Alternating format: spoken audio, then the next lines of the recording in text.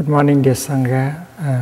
Today is February the 8th, 2004, and we are in the Deer Park Monastery during our winter retreat.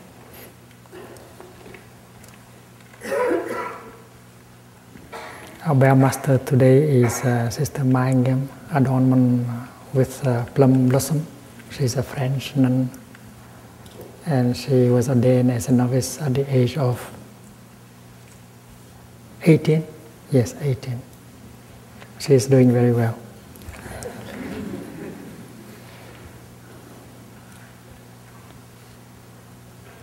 Thầy has received many letters from you, and there are letters expressing happiness, joy. There are also a number of questions that can be disturbing because there are situations that are difficult. We have to try to deal with it.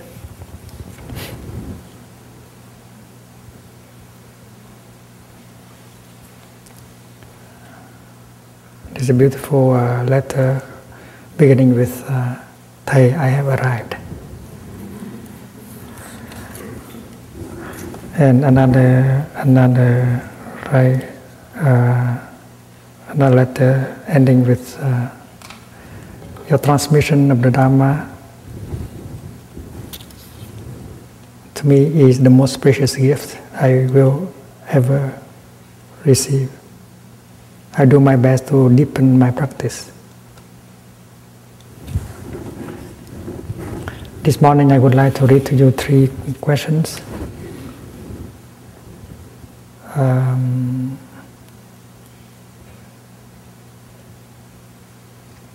The first, if nothing is created and nothing dies, where is the beginning?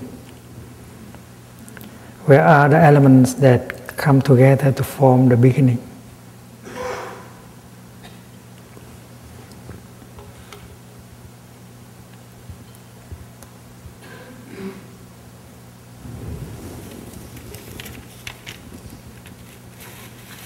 The fact is that we have been learning about the 16 exercises of mindful breathing offered by the Buddha. And the first 4 deal with breath and body. The second 4 deal with feelings. And the next 4 that we are going to learn is to deal with the mind, with all the mental formations. And the last 4 are to deal with our perception. An object of our perceptions. And this question is about perceptions, is about the object of our perception, the nature of reality, the nature of no birth, no death, no coming, no going, and so on. And there is a continuity in our teaching and practice.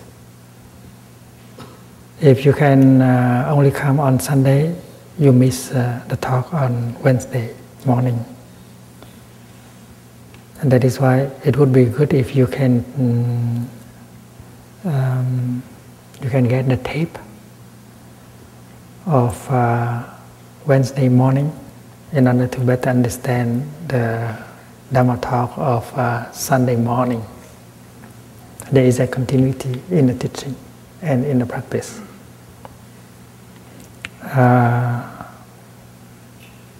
On Wednesday we learn about how to deal with pain and tension in the body and in our feelings. We learn about the second arrow. We learn about the practice of relaxation, not only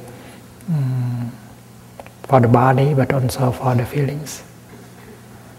If we can relax our body, we can relax also our feelings. We call it embracing. and bringing a relief to our feelings. Instead of trying to run away, we recognize our feeling. We embrace it tenderly. We allow it to calm down, exactly like we do with our body. And there are psychotherapists, there are doctors who need to know these techniques in order to help the patients.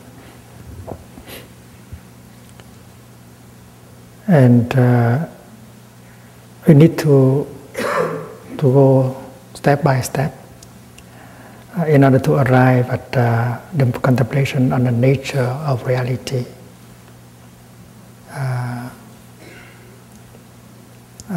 It means the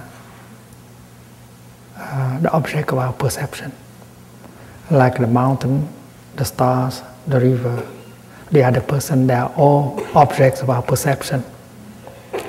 And to meditate means to have a chance to look deeply into that reality, to find out, to touch the ultimate dimension of all these. In Christianity or Judaism, you may call it God, ultimate reality. But in Buddhism, we call it nirvana or suchness. So that is the aim of the 4 last exercises presented by the Buddha, inquiring about the nature of reality. So this question is about that. And we have to wait a little bit before we come to this teaching. You just hear about nothing is created, nothing is dies, and we have a lot of questions. But you should know how to allow our question to ripe, like making the compost. The second question: I often feel I have no reason to continue to live. I often feel I have no reason to continue to live. If there is no birth, no death, no fear, and I feel ready to live, is it all right? So this question is also belong to the kind of teaching dealing with the ultimate dimension of reality. And this question is very interesting. I feel ready to live. Is it all right? This is a very good object, a very good subject of meditation. You are ready to live, but where will you go? And where have you come? And now you want to go.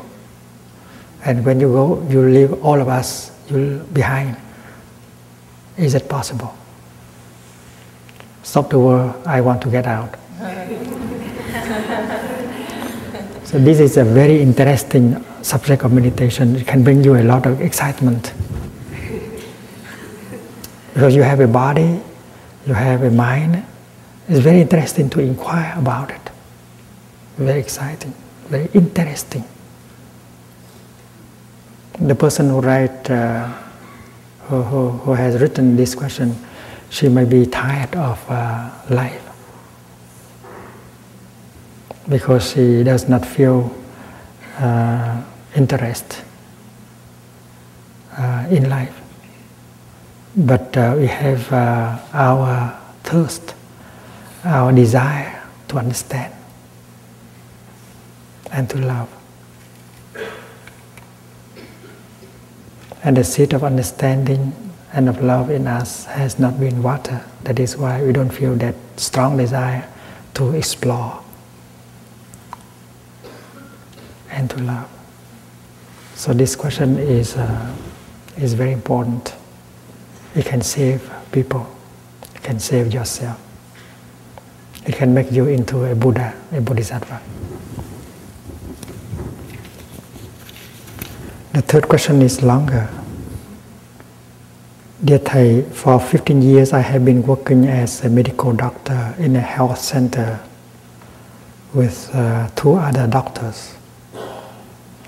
We provide health care for immigrants, refugees, illegal people, prostitutes, and 15% Dutch people. This doctor has come from Holland.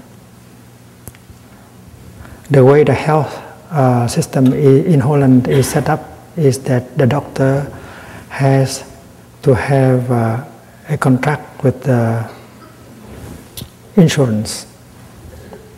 The doctor gets paid 3 consultations per patient per year. About 30 minutes per patient per year. Even if the patient comes 10 or 15 times a year, so the more extra time a patient comes, the more the health center loses money, because extra consultation, it means more than 3 a year, are not covered. To keep the health center going, we have to see from 40 to 50 patients a day. I have to be on call for any emergency of my patients between 8 o'clock to 6 o'clock in the afternoon. Have to do house calls in lunchtime. Have to plan meetings with other health professionals like social workers, psychotherapists, interpreters.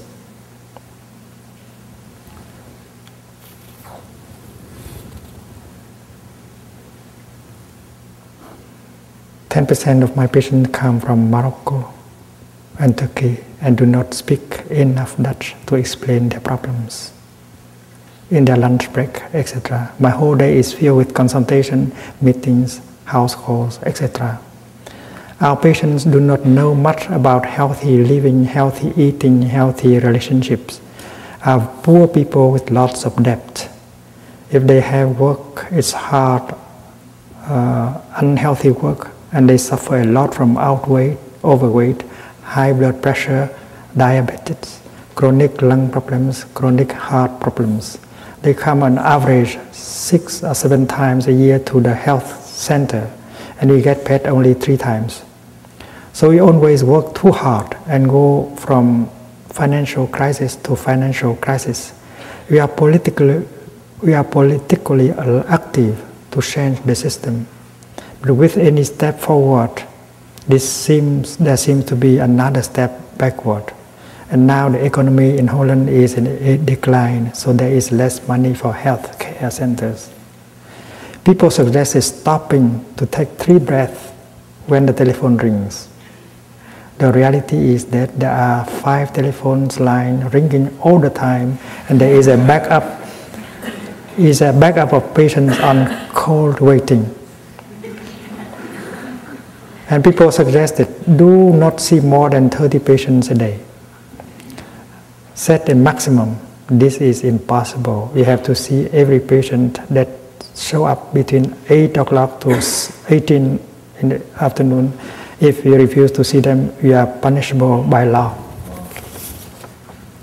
So after a day like this, I come home tired and stressed out. If I meditate, I either fall asleep or my mind goes over all the things I did in the day. So I have come to the Deer Park for 9 weeks to look deeply into my situation.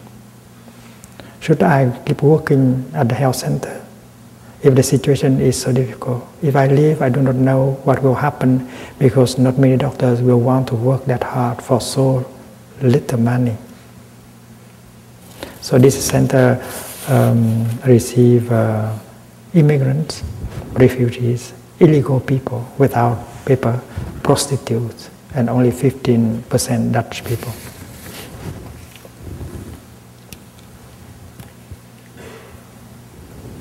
I think when the situation is difficult like that, you would like to stay with us and wouldn't like to go away, because we need you to help.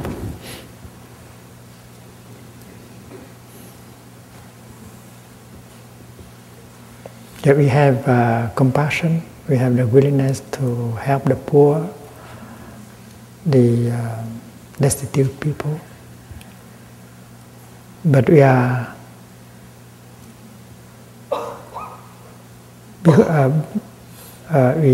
we are on the process of burnout. we cannot continue like this. We have been advised to set a limit. We have been advised to practice mindful breathing, mindful smiling when the telephone rings.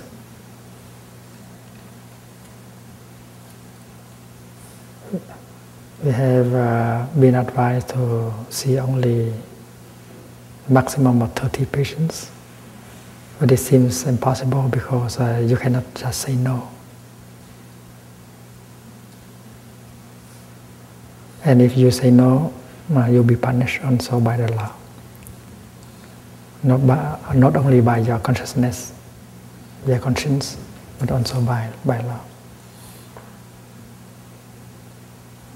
And that you have finished your education, you have a job, and still you suffer like that.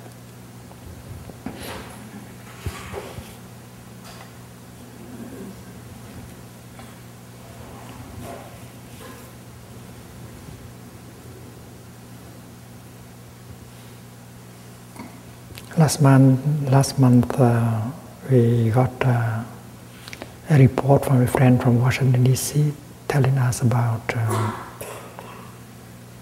the outcome of the retreat organized for members of the Congress in Washington D.C. And he said that there is one congressman who practiced walking meditation on Capitol Hill. He said he cannot survive without that. From his office to the place where he votes, he stopped all the thinking altogether and focused his attention on the path and on his breath. And he said that is the only time when he could practice. In his office, things go on all the times.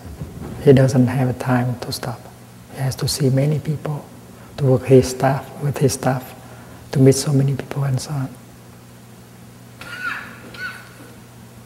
And when he goes home, he's also very busy. So the difficulty is not just for doctors or psychotherapists, but also for politicians who have a lot of power in their hands.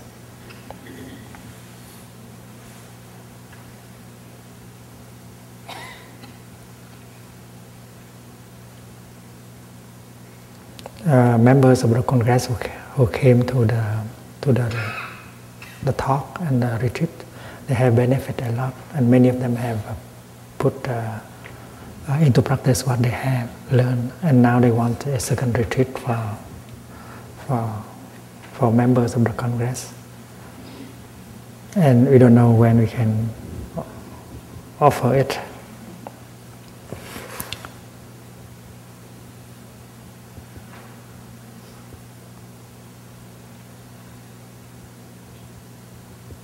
I think the first element of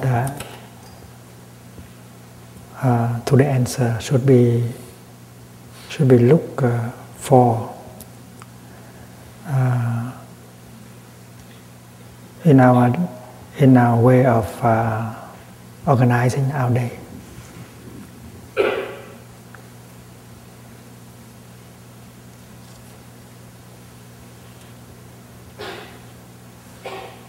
We agree with each other. We have agreed with each other that we have to preserve ourselves in order to be able to continue. And a monk like me, like myself, has to practice preserving myself also in order to continue. And we preserve ourselves with the practice. Suppose when you eat your lunch or your breakfast, everyone has to eat something during the day. So during the time of eating, we are not supposed to do other things. Eating, we focus only on eating. So eating becomes a practice. our doctor has the time for breakfast, and he should practice during his breakfast time. He can stop the thinking about the work. He just focus his attention on the food and eating in such a way that freedom be possible during the time of eating, and get in touch with the food deeply. And if his family, if his friend is eating with him, and then they form a sangha while eating, and they support each other, this is something you can do. And when you go to your car from your office, why don't you practice walking meditation like that congressman? Instead of hurrying, you enjoy every step, walking like walking in the kingdom of God. You can very well do that.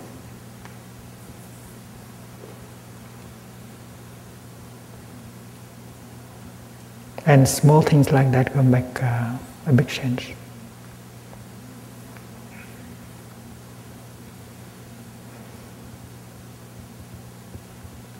Even if you have to move from for a short distance, 3 meters, 4 meters, you can always practice mindful breathing, mindful walking. And you do like a Buddha, a Bodhisattva, moving around mindfully. And peace can be obtained during these steps.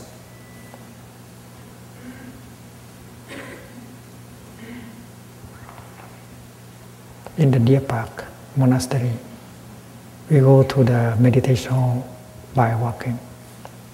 We are allowed half an hour to go from the place where we live, where we sleep, to the meditation hall. That's a luxury.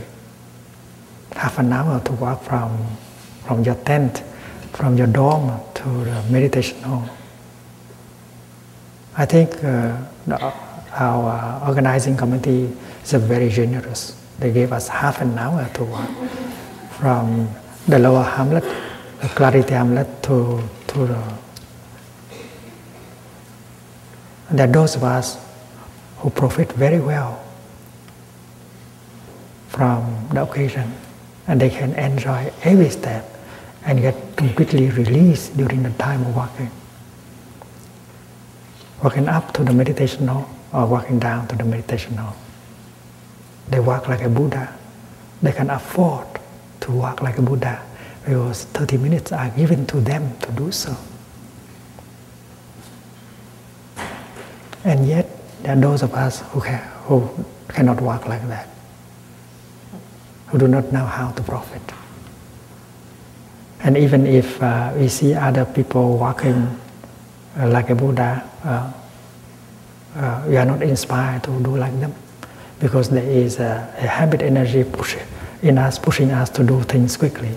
Because walking fast and thinking, unable to stop, that is a habit. A habit. The energy of that habit has been transmitted by our parents, our ancestors.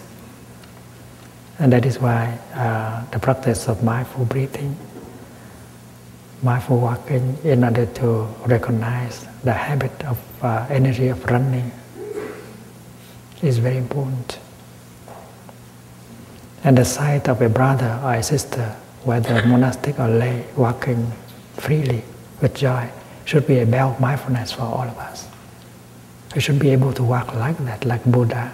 We have the feet, we have the Buddha feet that has been transmitted to us by Thai. You cannot say that, well, I don't have Buddha feet. You do. You have to use your Buddha feet and walk to be nice to Thai and to the Buddha and to yourself. And when it becomes a habit, you walk like that everywhere. I think it's wonderful that congressmen can practice walking meditation on Capitol Hill.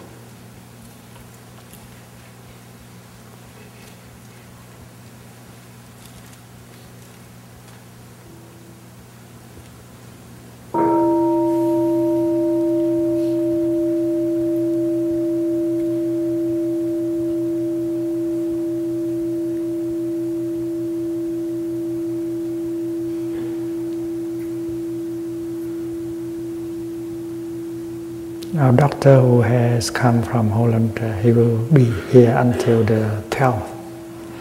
So he still have a number of days in order to work it out, to look deeply and to make, to see how he would practice when he go home there. What kind of practice he can incorporate into his daily life. Walking, eating, breathing, taking a shower, brushing his teeth. Of course, he has already heard about toothbrushing in mindfulness. We have 1 or 2 minutes for brushing our teeth, but it is possible to brush our teeth in such a way that the kingdom of God be possible during the time of toothbrushing.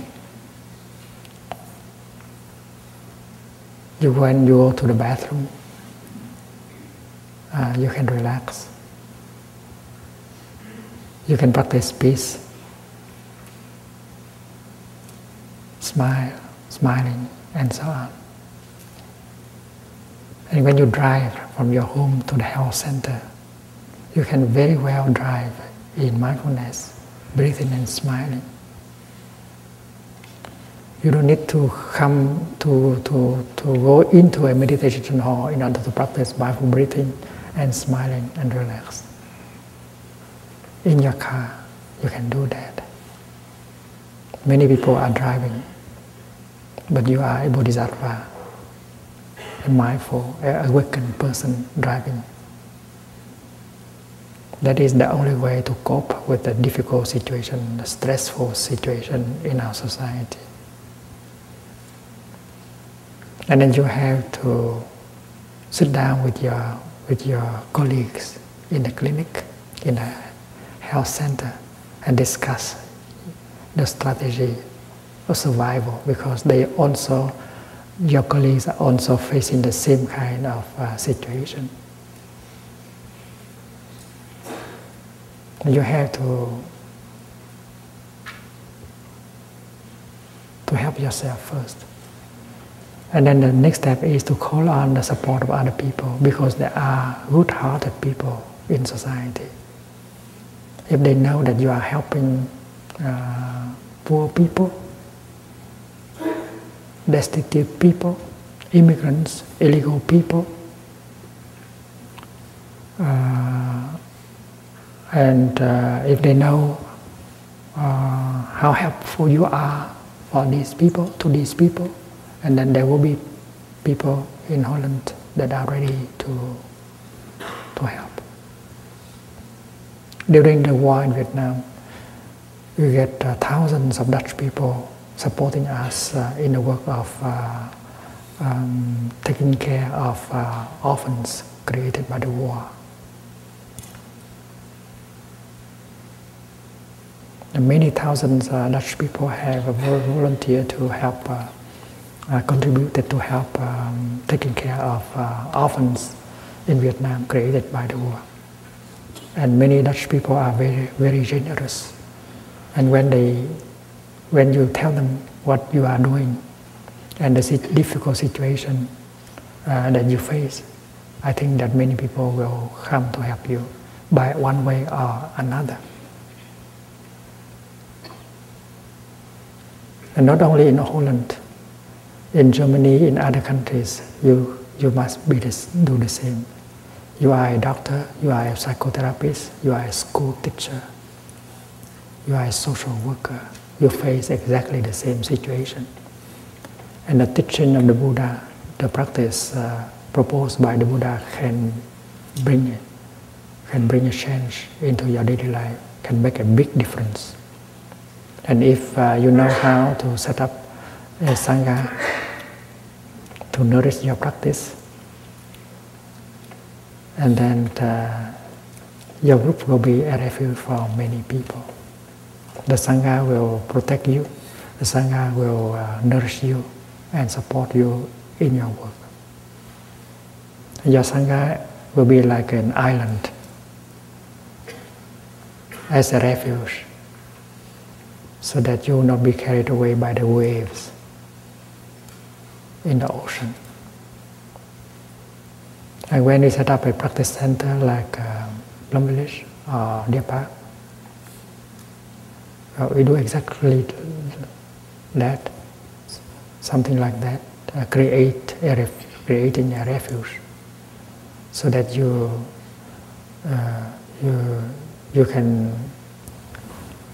can be supported, and you can offer yourself as a refuge for other people. I think there are enlightened people in our society. They know what is going on.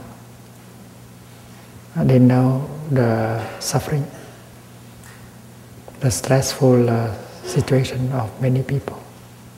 They know the suffering of young people, children and adults.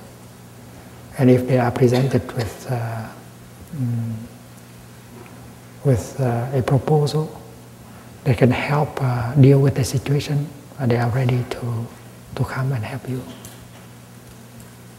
So I hope that these words will bring you hope, and you go back to Holland with more energy and open up new doors for yourself, for your colleagues, and for your friends.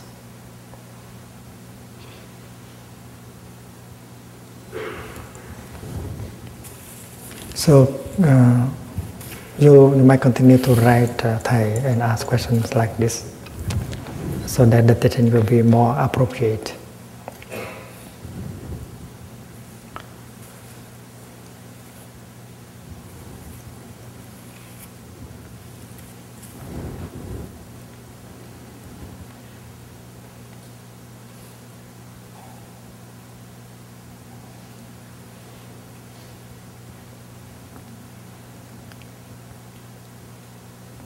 Last time we spoke about how to take care of our feeling.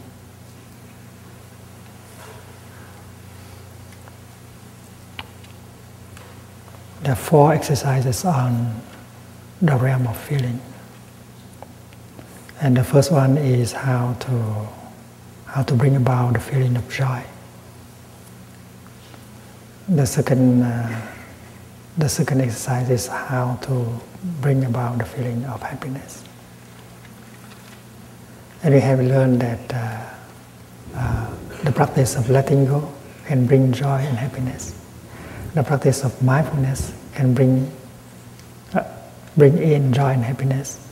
The practice of concentration can also bring a lot of joy and happiness.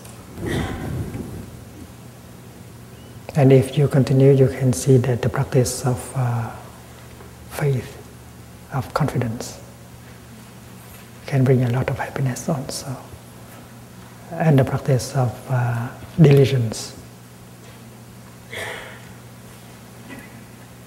can bring a lot of happiness also.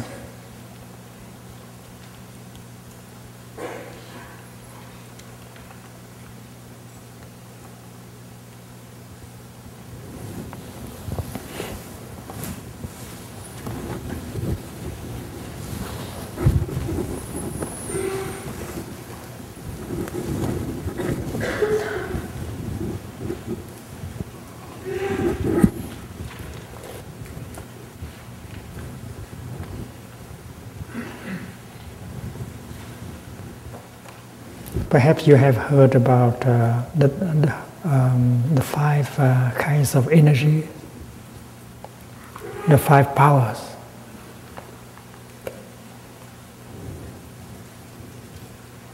And the first power, the first source of energy is faith.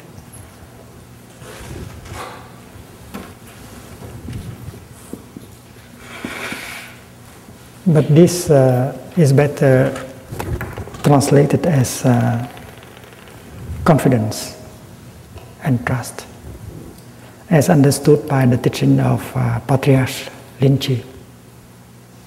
You who don't have enough confidence in yourself, the confidence that you have the capacity of becoming a Buddha,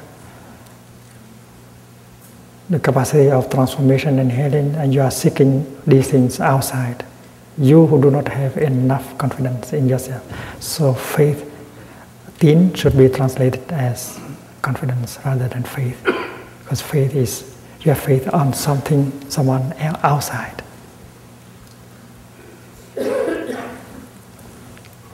La confidence and not la foi. And when you have the energy of faith in you, you are very strong. And in the Gospel, it is said that if you have faith, you can move a mountain. That's a poetic way of describing that energy. And if you have put into the practice a teaching of the Buddha, and if you find out that that teaching is, that practice is effective, it can bring you mindfulness, concentration and joy. And then faith, confidence is born from this, not from someone people say. Faith, confidence, not only in ideas, but in the outcome of your practice. When you practice walking, and if you succeed in mindful walking, you see that you are light, you are solid, you are free, and your confidence is born from that kind of experience. So this is not superstition, this is not relying on something outside, on someone outside of yourself. And this can bring a lot of happiness. If you don't have faith, if you don't have that energy of confidence, you suffer. Even the Buddha is inside. The Dharma, taking refuge in the Buddha, in myself. Taking refuge in the Dharma, in myself. In the Sangha, in myself, is very clear. And the second source of power is Tấn, which means diligence.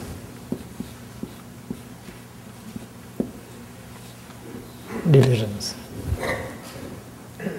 Your daily practice bring about transformation. Diligence in the teaching of the Buddha is very concrete. There are concrete things you do in your daily life. And if you do it every day, that is called diligence.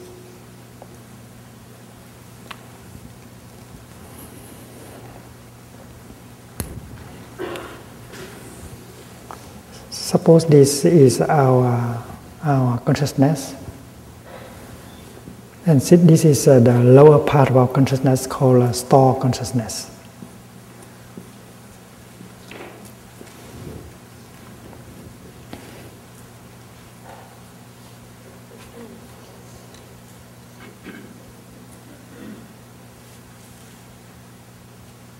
It is like the land, the soil, the ground, with many seeds preserved in it. In our store consciousness, there is a seed of joy, of forgiveness, of mindfulness, of concentration, of insight, of equanimity. But there are seeds of anger, of hate, of despair, and so on. And all these seeds are kept by store consciousness. And one of the functions of the store consciousness is to maintain all these kind of seeds.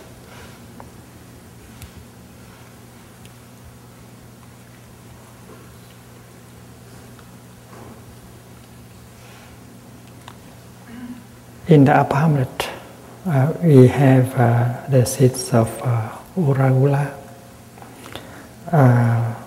in the ground. If you work the land and you water, that plant will. They are preserved by the seed.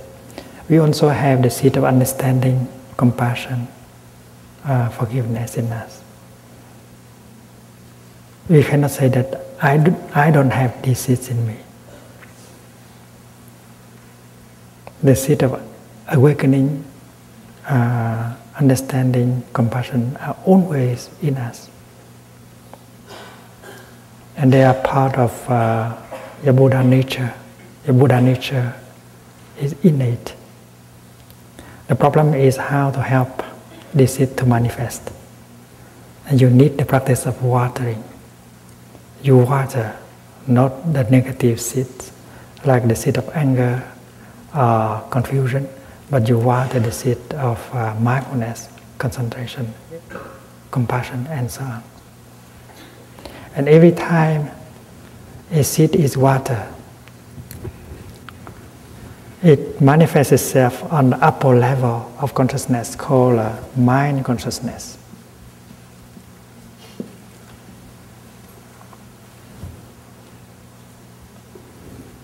So mind consciousness is like a living room, and store consciousness is like the basement. There are things you don't like to be in the living room, so you put them all in your store consciousness, in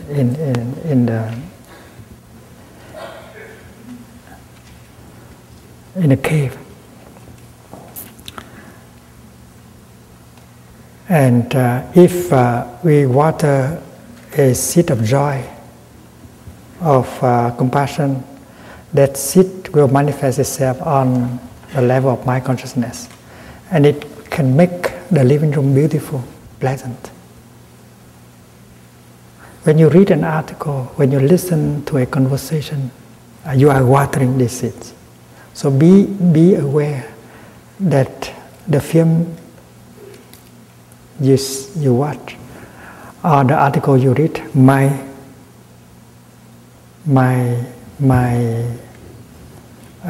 touch, trigger the seed of violence, the seed of despair, and they will manifest here. And diligence here means the practice of selective watering.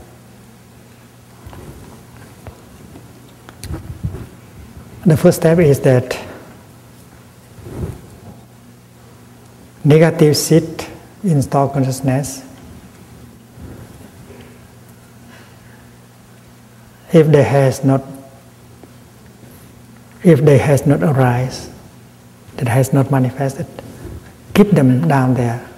Don't give them a chance. That's the first step. So in your daily life, be careful not to allow these seeds the chance to manifest. We don't suppress, but we just don't give them a chance. That is why you have practiced Yoniso Manaskara, means appropriate attention.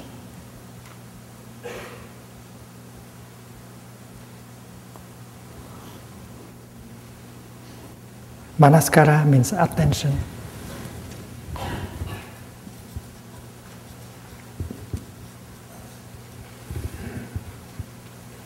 Yoniso means appropriate attention. When people invite the bell and you pay attention to the bell, suddenly the seed of mindfulness in you is touched and you begin to breathe in and out mindfully.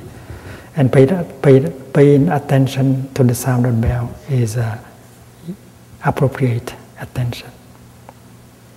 In your practice center, in your family, you should have sound, sight that can help you touch the wholesome thing within yourself, and try to not to expose the sight and the sound that will touch off the negative, the seed of craving, the seed of anger in you.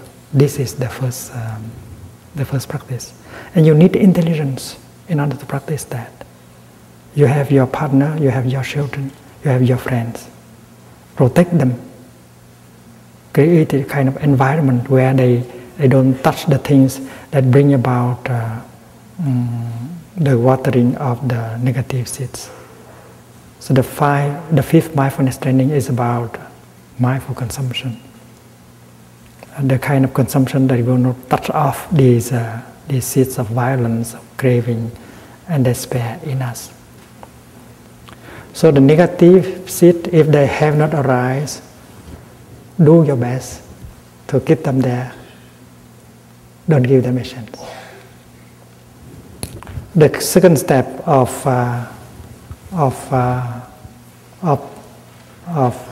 diligence is that if it happens that it has been touched and it has manifested,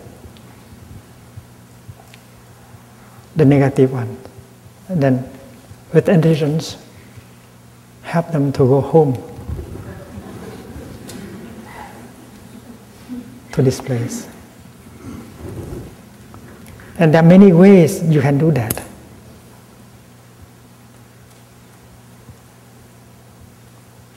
It's like you have a compact disc. You have taken the wrong compact disc, and when you play, well, it's not pleasant. So you just stop and you change the CD. And when the new CD is played, well, it's very pleasant. So the Buddha, at his time, he did not have a compact disc. So he used the image of the pack, a changing pack. A carpenter, in order to link the two pieces of wood, use a pack. And when the pack is not good, it cannot stand. And then you can use a new pack and drive the old pack out. So that's change. Change your idea. Change the object of your mind consciousness. If an idea is negative, full of craving or anger manifest, you can use your mindful breathing and touch another seed that is wholesome here and invite it to come up. And if it is interesting enough, and the other seed will go down. But it should be more interesting. Otherwise you will be fighting.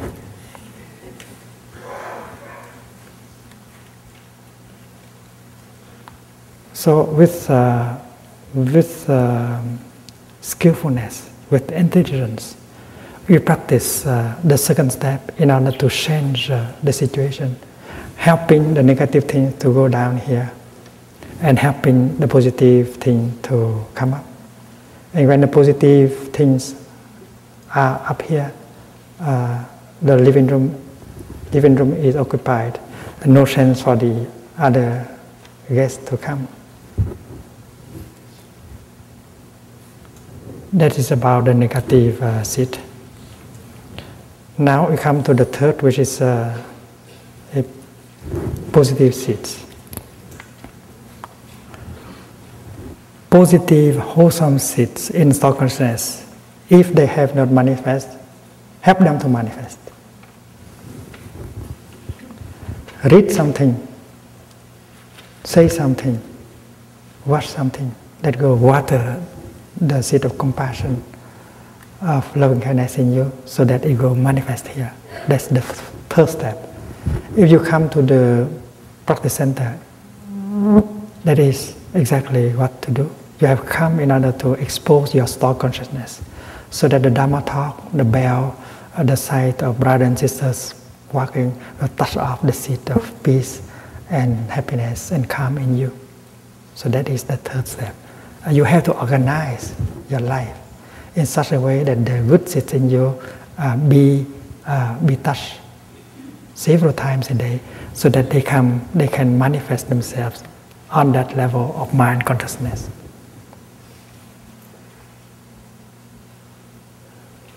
And that can be done very quickly. You invite a wonderful guest to be in the living room. They will change the whole situation. At the fourth step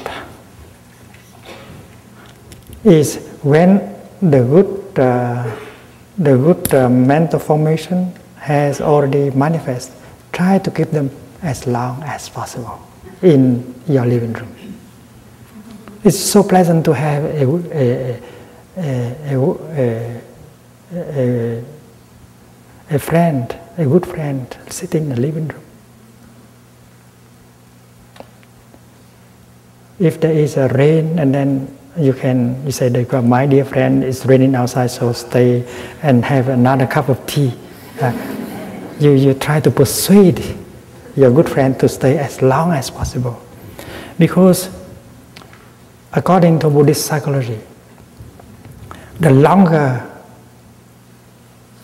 the mental formation stay here, the stronger it will grow at the base. This applies to the positive as well as the negative. If you entertain craving here for 5 minutes, and the seed of craving here have 5 minutes in order to grow, dangerous. That is why you are advised by the Buddha to help this to go home as soon as possible, and to invite the good thing to come up. And when the good thing has come up, try to preserve them here as long as possible, because during the time it continue to be here, its base down there will be strengthened. So the practice is very clear, very precise. And when you use your intelligence, your skillfulness to organize your practice, this is called true diligence. And true diligence can bring a lot of joy, a lot of happiness to you and to your beloved one.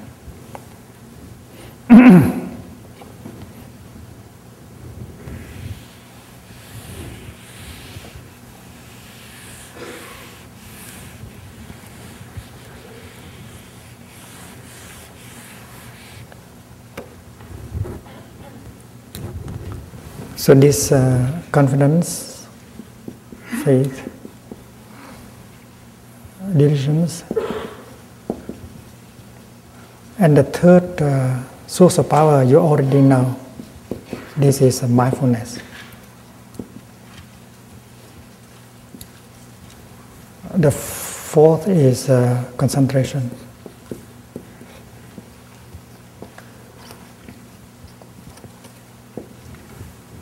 And the fifth is insight.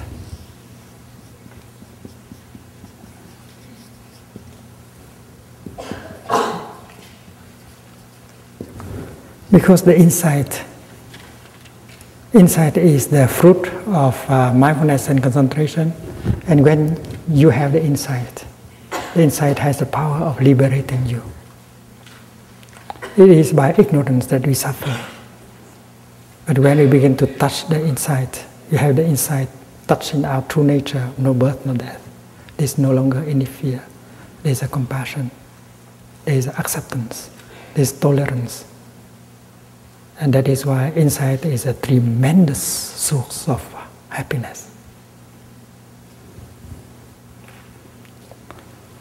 The other day we learned that we can bring in the feeling of joy and happiness by letting go,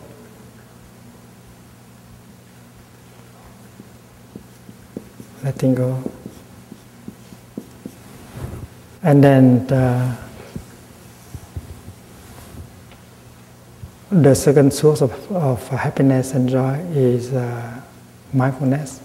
The third is concentration. And today we add three others: faith, diligence, and insight.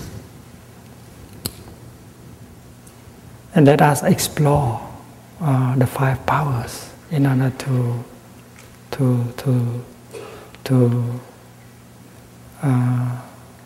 create the source, the foundation for happiness. And happiness is here is not made of the five kind of craving, like wealth, fame, power, sex, and so on.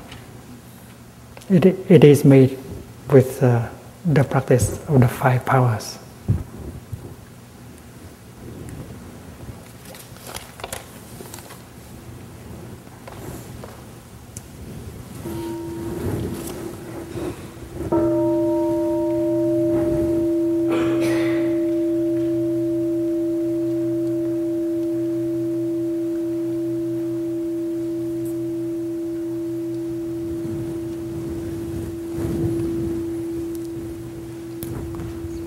Bala means power.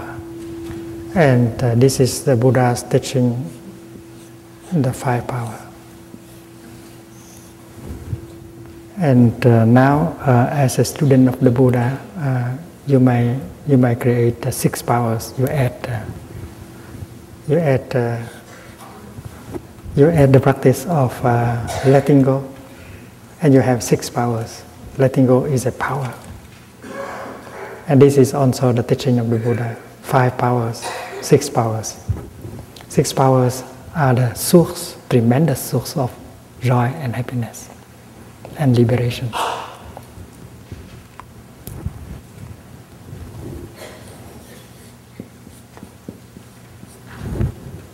Made in Deer Park, 6 powers.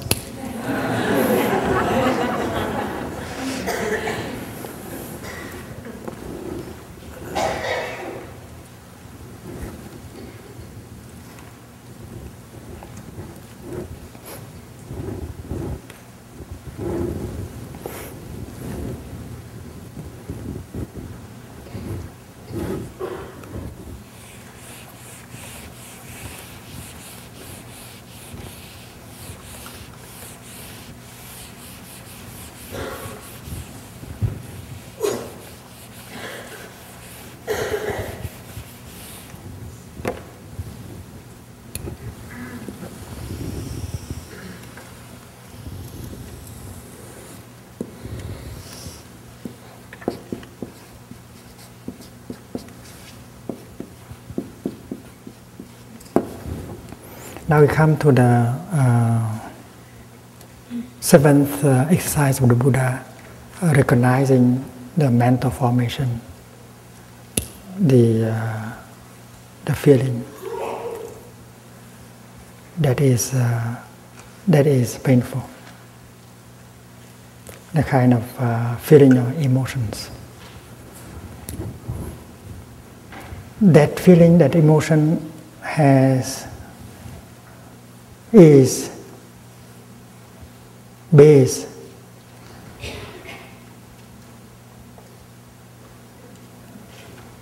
on a seed here in store consciousness, and when it is water, it becomes a zone of energy here. Sadness, or fear, or anger. So the feeling is here as a mental formation.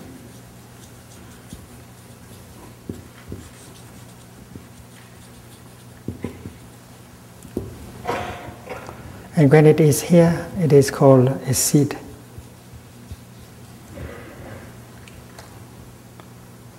A seed, chúng tử.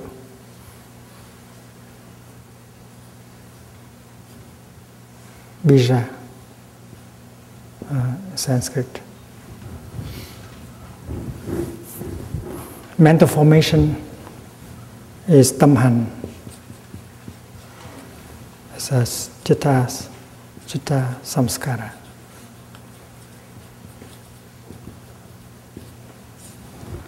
So when a bija becomes a chitta samskara, and when it is a painful feeling, and the practice is not to allow that feeling to overwhelm you. A good practitioner would know what to do and what not to do when a painful feeling manifests itself. She is familiar with the practice of mindful breathing, mindful walking. The moment when the painful feeling arises, she comes home to her feeling, to her mindful breathing, and thus she touches the seed of mindfulness in her and invite the seed of mindfulness to come up and to recognize the feeling. The painful feeling is a zone of energy here. We can call it energy number 1. Energy 1. And mindfulness generated by the practice of mindful breathing, mindful walking, can also call energy, a zone of energy created in mind consciousness, energy 2. And energy 2 is to recognize energy 1. Breathing in, I'm aware of the anger in me. Breathing in, I'm aware of the feeling of despair in me. Painful, difficult to bear. So instead of having one kind of energy in mind consciousness, you have two kinds of energy, and the second kind is the fruit of your practice of mindful breathing, mindful walking. The second kind of energy is not there in order to fight the first. Because in Buddhist practice, there's no fighting, there's no violence. Mindfulness is you, but sorrow is you. So mindfulness does not fight sorrow or fear. The first thing that mindfulness has to do is to recognize. Breathing in, I know that the feeling of despair is in me. Breathing out, I smile to the energy of despair in me. Recognizing and not denying, not trying to run away. It's very important. Recognizing. In fact, mindfulness, the first function of mindfulness is to be aware, to recognize. Oh, my dear little painful feeling, I know you are there. I will take good care of you. And then you continue to practice so that the energy of mindfulness continue to be generated. And with that second energy, you embrace the first energy. Tenderly, with utmost non-violence. It's like a mother holding her baby. Baby anger, baby despair, baby pain. The mother is not trying to punish or to do violence to her baby. The mother is there for the baby because the baby needs her care. So mindfulness is the mother and the painful feeling is the baby. And you as a practitioner, every time a painful feeling is born, you go home and take good care of your feeling by the practice of mindfulness, generated by the energy of mindfulness, generated by the practice of mindful breathing, mindful walking. No violence, no effort to run away. You have to be there for it. It's the practice of love. When your beloved one suffers, you have to practice the second mantra, the third mantra. Darling, I know you suffer. That is why I'm here for you. This is exactly the practice, the third mantra. Darling, I know you suffer. That is why I'm here for you. And that is mindfulness talking to the painful feeling.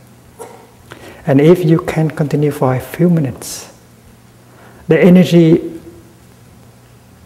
two will begin to penetrate into the energy one. And there will be a transformation, a relief. First there is a relief, and second is a transformation. It's like a lotus flower in the morning. In the very early morning, it's still like this. But if the sunshine continues to shine on it, and then a few hours later, the lotus will open to the sunshine. And that is the energy of the sunshine penetrating. So the energy of mindfulness does not attack the energy of anger or fear, but it embraces it and begins to penetrate into it, neutralize it, and then you get a relief. And with the element of looking deeply, vipassana, there will be deep understanding of the nature of the feeling. And you can liberate and transform it completely. But the first step is to recognize. The second step is to embrace. The third step is to bring a relief. And only with the fourth step, with deep looking, you can bring the insight in order to transform entirely the feeling.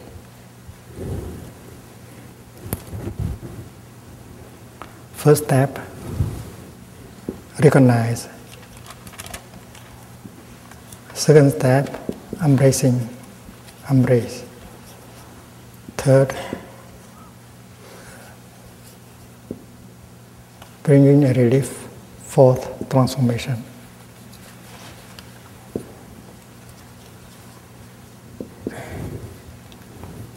But in the seventh exercise, the Buddha advised us to do the first thing only, to become aware of the feeling. And the second thing is to embrace it. Because the work of transformation needs some practice of looking deeply that will be offered in the practice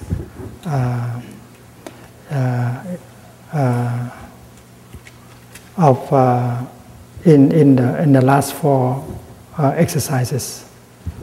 Because in the last four exercises, we practice looking deeply into the nature of reality.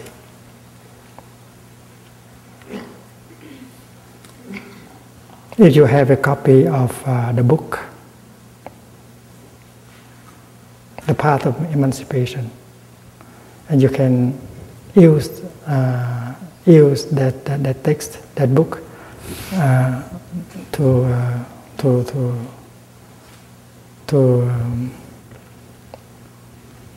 to find out more about this kind of practice. About 10 years ago, we had a retreat in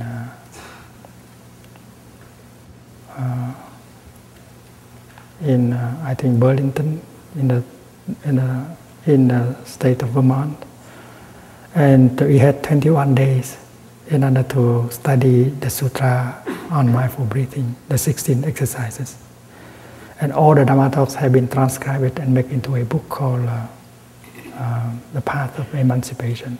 So you may like to use that book as materials to help you understand better this teaching.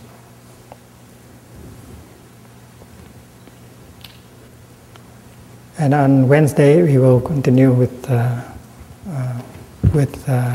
practice how to take care of the pain, the sorrow in us, and how to help transform them.